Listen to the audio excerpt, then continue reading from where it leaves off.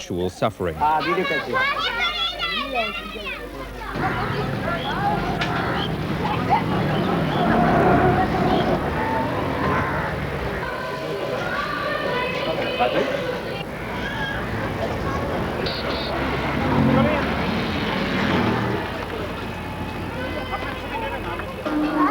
Despite the appalling conditions, efforts are made to teach the children. Calcutta will always have this problem of more people flowing in because it is a city of hope. It's not only a city of doom. For the poor living in the hinterland of Calcutta, for the whole of the East, this is the one city in which dreams are made. Dozens of babies are brought to charity missions like this one. Many are premature, and all bear the signs of Calcutta's disease and poverty.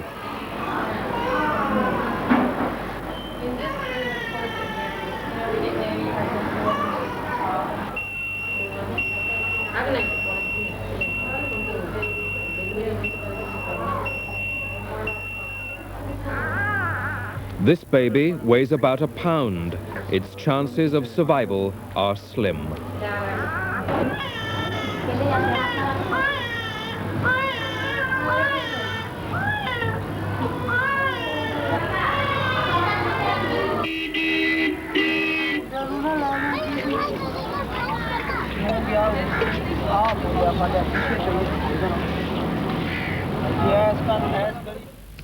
Three people were killed and many were injured in a fire in India. The blaze broke out suddenly in the middle of a 12-story office block in Delhi. The blaze spread quickly, trapping 500 people at windows high above the ground. The fire was beyond control and started to move higher. Firemen couldn't reach office workers on the top floors.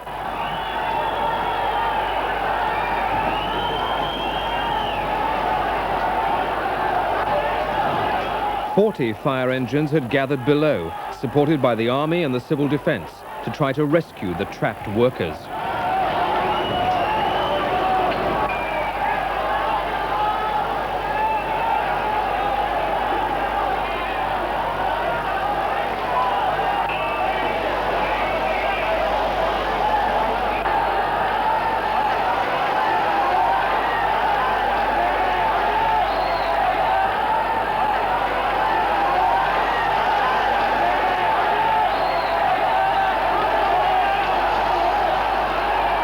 As the fire began to roar through the upper floors, concern was growing for the 100 people still trapped, totally helpless, on the roof.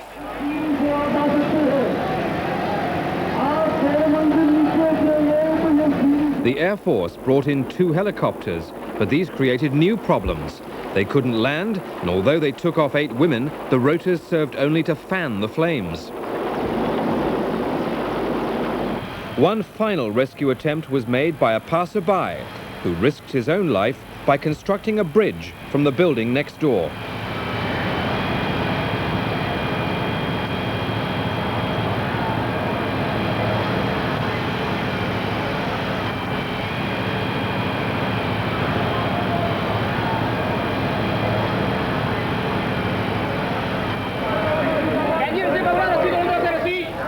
Hours after the fire broke out, the last woman was brought to safety.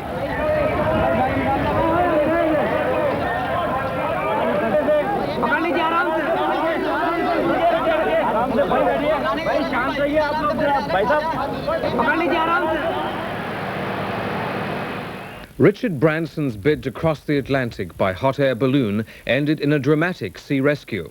After a record-breaking trip, Branson and his pilot tried to land in Northern Ireland, but they were unsuccessful, and the giant Virgin Atlantic flyer ditched in the sea off Scotland.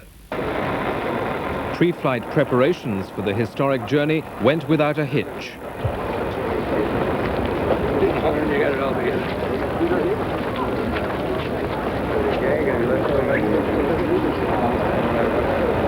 How are you going to make it? We're going to give it a damn good try.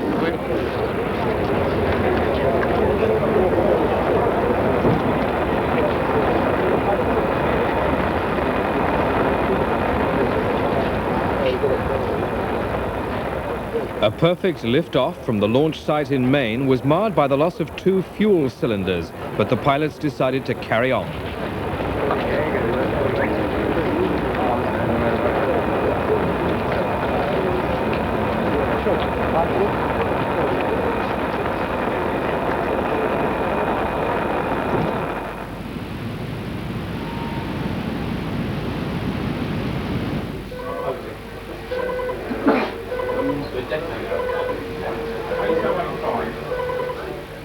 With the balloon floating at speeds in excess of 100 miles an hour, records were quickly being broken.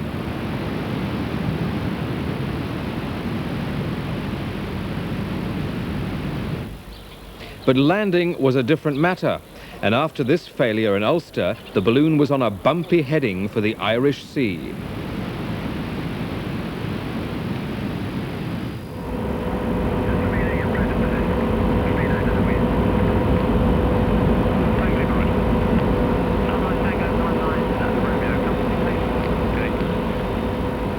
Both pilots had leaped into the water, but rescue was soon on its way.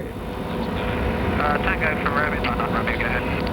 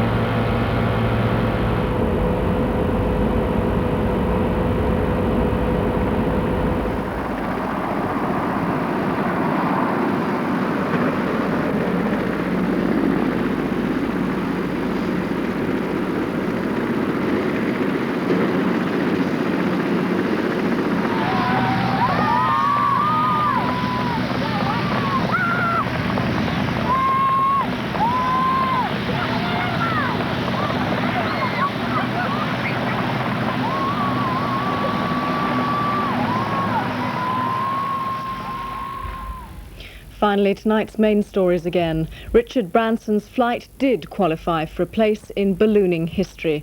Klaus Barbie, the butcher of Lyon, has been sent to prison for life. Martina Navratilova has won the Wimbledon ladies' title for the 8th time. And Pakistan captain Imran Khan has become only the 8th cricketer to take 300 test wickets. And that's all from Newsview this evening. Good night. Good night.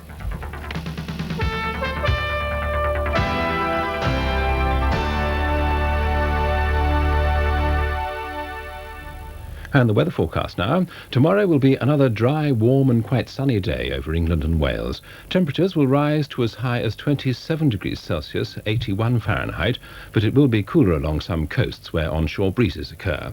Scotland and Northern Ireland will be much cooler, with some showery rain in places, though there will also be a fair amount of dry weather and some bright or sunny spells, especially in eastern parts. Temperatures will be normal or a little higher for early July, and there'll be a moderate southerly breeze. And that's the weather forecast. Over on BBC1 now, Moonlighting gets the Les Dennis treatment and Frank Spencer becomes a phantom, while here on 2 in a few moments, Fred Astaire and Ginger Rogers star in Tophat.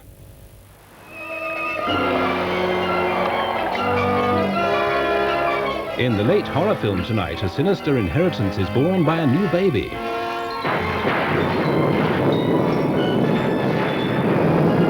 Oliver Reed carries the curse of the werewolf.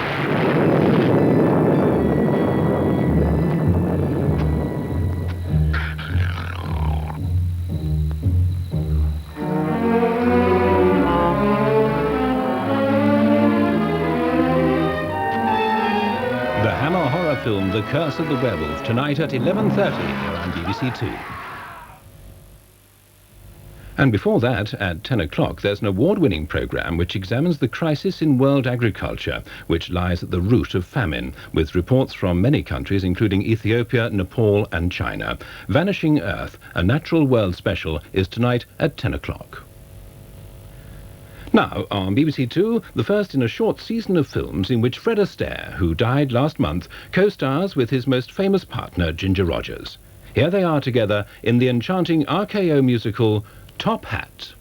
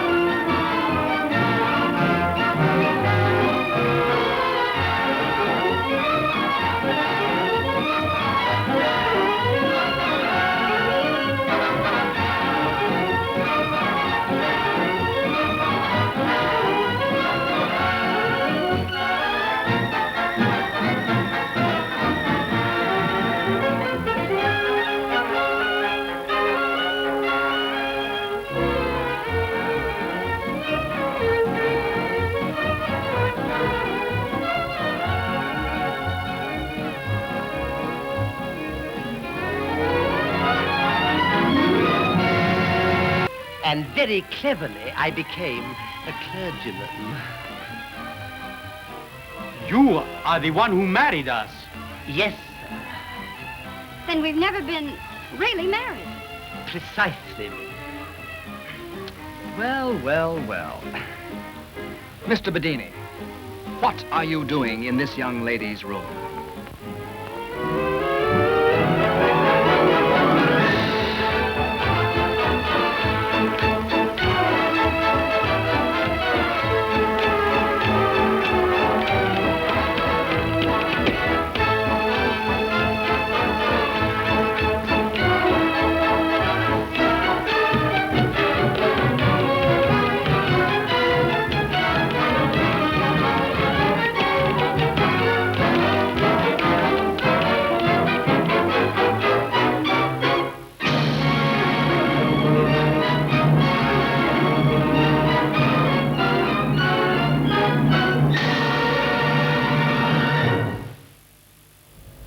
And in the second of BBC2's programmes in the RKO story, Fred Astaire and Ginger Rogers take centre stage again as we trace the background to the making of such films as Tophat, The Gay Divorcee and Follow the Fleet.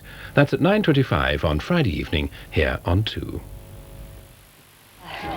They told me to take a streetcar named Desire.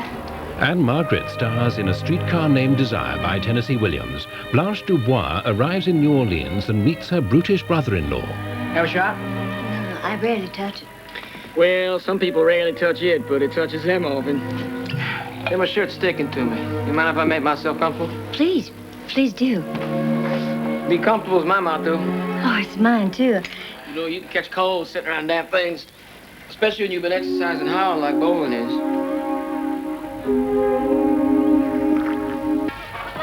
As the heat wave continues, the tension in the tiny apartment increases. If I didn't know you was my wife's sister, I'd get ideas about you. Such as what? Don't play so dumb. You know what. All right, cards on the table. That suits me. I know I fib a good deal. After all, a woman's charm is 50% illusion. But when a thing is important, I tell the truth. And I never cheated my sister or you or anyone else on earth as long as I have lived. An Emmy Award-winning adaptation of Tennessee Williams' A Streetcar Named Desire, tomorrow at 7:45 on BBC2. Over on BBC1 now, and until 12 midnight, there's Sports Special, featuring in about 15 minutes' time the Dream Mile at the Bislett Games, in which Steve Cram is competing. Also, highlights of the ladies' singles final at Wimbledon and the test match between England and Pakistan. And here on 2 at 11:30, we take you through midnight with another Hammer horror. Oliver Reed stars in the gruesome 18th century tale concerning the curse of the werewolf. Now, though, on BBC2, a chance to see a revised Natural World programme, the award-winning examination of the crisis in world agriculture, which lies at the root of famine. Vanishing Earth.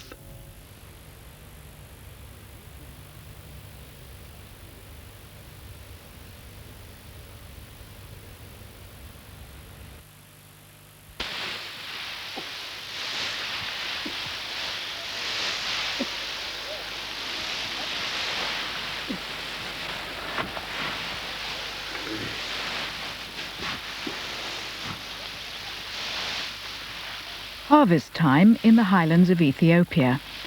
The barley's been gathered in and is now winnowed to separate the grain from the chaff. If it's a good crop, their families will have enough to eat. If not, when the granaries are empty, they'll starve.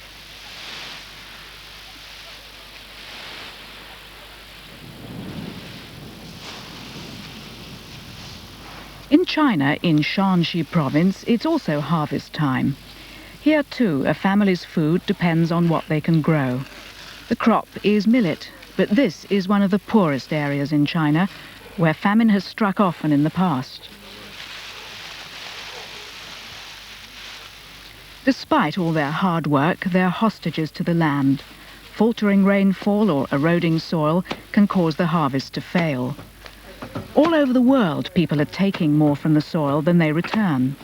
Its fertility is being mined away.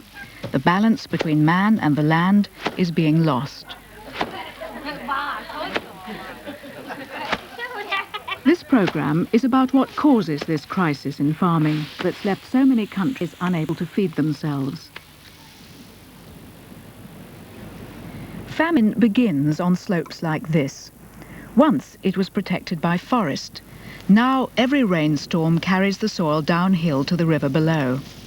With erosion stripping the surface, no plant remains can build up in the soil to improve its structure and help the crop to grow.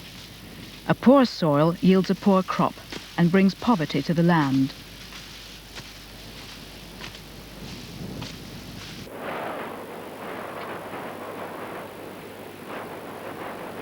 The Himalayas in Nepal. Regions like this remind us that most of the world is still a very inhospitable place. We call our planet Earth, but only 1/9 of its surface is ever turned by the plough. This highest of all mountain ranges dominates not just the scenery of Nepal, but also the lives of its people. These enormous peaks are growing by 4 centimetres every 10 years. They're still young and steep, but nature abhors steep mountains and tries by the forces of erosion to level them again. Earthquake, ice and frost continuously crumble the rock and snow-fed rivers carry it away. When the monsoon clouds reach this great barrier, they too release their moisture as torrential rain into the valleys below. Yet beneath peaks like Langtang, the farmers of Nepal have learnt to check erosion by cutting terraces, creating level land to keep soil on the mountainsides. But they are fighting against gravity itself.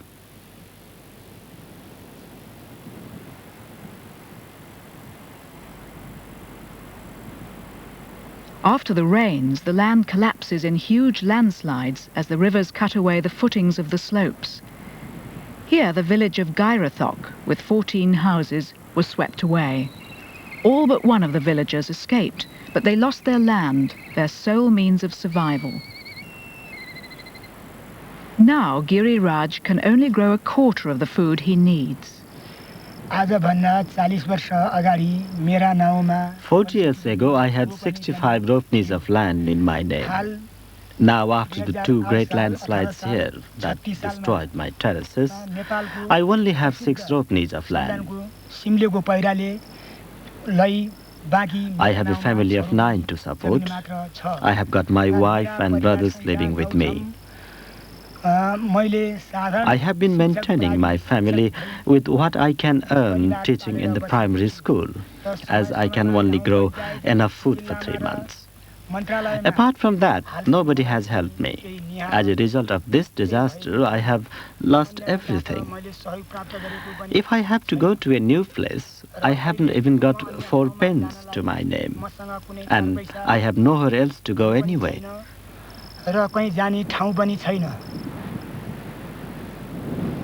Each time the monsoon arrives, scores of people are killed and hundreds of hard-won terraces are destroyed.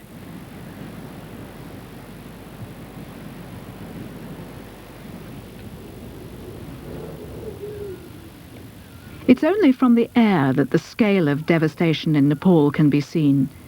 8 million people now live amongst these middle hills. The number fed by the tiny farms has doubled in a single generation. Now, as the mountains crumble around them, famine strikes deeper into the land. As the populations increased, the trees that grew on the slopes too steep to cultivate have been cut down, burnt for firewood, and fed to cattle. No longer do the leaves and branches break the force of the monsoon rain. The tree roots that once held the soil in place have gone. Now the soil goes too. Yet the farmers of the Middle Hills have managed to survive in this spectacular landscape for hundreds of years in ancient villages like Gorati. It's a fragile relationship.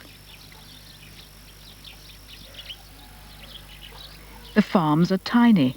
Each family of about 5 people must grow all their food on only 1/3 of a hectare, only 3/4 of an acre. Chin Bahadur is cutting maize stalks. The cobs have been harvested and already a second crop of millet is ripening.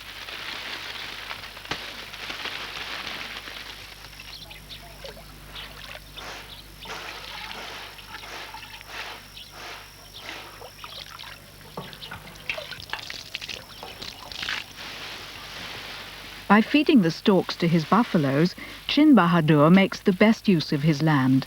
His buffaloes provide milk and meat and power for ploughing, but they also convert the stalks into manure. This is mixed with the animals' bedding and composted, and is then spread on the land, returning valuable nutrients that the crops removed. Without the buffaloes or cattle, the tiny farms would soon lose their fertility. The animals eat grass and leaves away from the farm.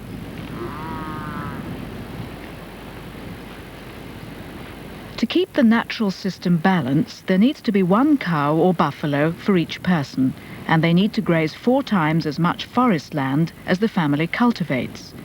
But now there are too many mouths to feed, too many cattle for the grazing lands and forest. The grass is overgrazed, the ground laid bare to the rain, the forest is destroyed, and the goats eat the young trees. The farmers allow this to happen because they have no choice. Their animals are already half-starved. If they were to starve, so would the people. Trees are also essential for the family's survival. Not to keep warm, although the nights at an altitude of 2,000 meters can be bitterly cold, but to cook food. As the forests are burnt, firewood becomes scarcer and scarcer. Sun Maya must feed her family of 5 entirely on the produce of their farm. They're so remote from the world that money figures little in their lives. Everything has the simplicity of poverty.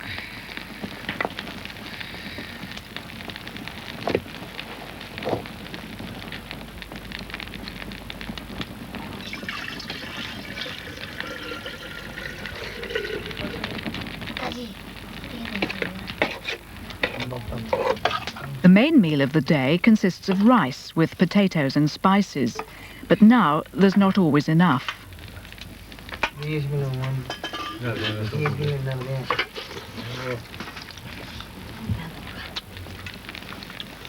This year, the average family in Nepal grew enough food to last for only 8 months.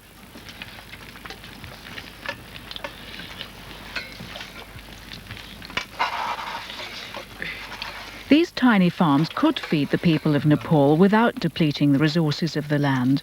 But as the population has increased, the balance has been disturbed.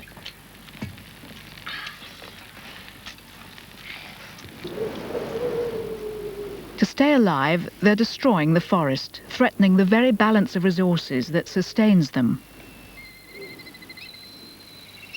It's not only the farmers that are to blame. The magnificent cities like Bhaktapur, with its splendid temples and palaces, could only be built by cutting down huge areas of forest. To sustain the wealthy city-states, the farmers also had to pay taxes in pig iron used for making weapons. To smelt this iron in the Middle Hills, many more forests were destroyed. Today, the towns still live at the expense of the farmers and the forest. At last, in 1956, the government realized that a crisis was coming. Trees were being cut far faster than they were growing. Forests were put under government control. They decided that the villagers, their cattle and their goats must be kept out with armed guards.